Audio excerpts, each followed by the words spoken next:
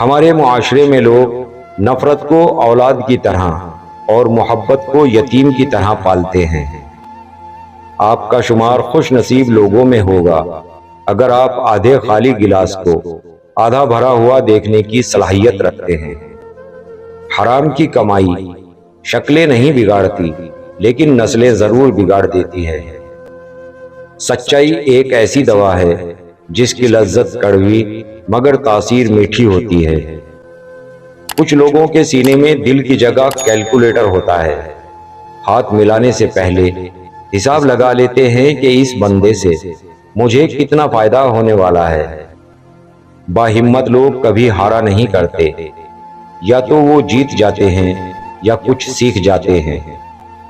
سچ جتنی دیر میں جوتے پہنتا ہے، جھوٹ اتنی دیر میں آدھی دنیا گھوم آتا ہے۔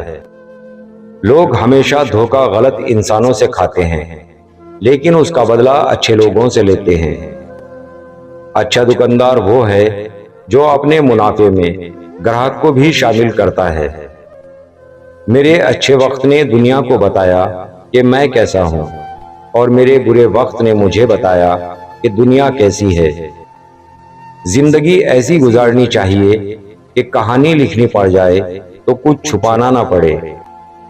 جب آپ کا کتا آپ پر بھونکنا شروع کر دے تو سمجھ لے کہ کوئی دوسرا اسے کھانا دے رہا ہے۔ سجدوں میں گرنے سے پہلے آپ ان لوگوں کو گلے لگائیں جو آپ کی وجہ سے اذیت میں ہیں، کیونکہ دل آزاریاں کبھی معاف نہیں ہوتی۔ امیر آدمی غصہ کرتا ہے تو لوگ کہتے ہیں صاحب کا بی پی ہائی ہو گیا ہے، اور جب غریب آدمی غصہ کرتا ہے تو سب کہتے ہیں اس کا دماغ خراب ہو گیا ہے۔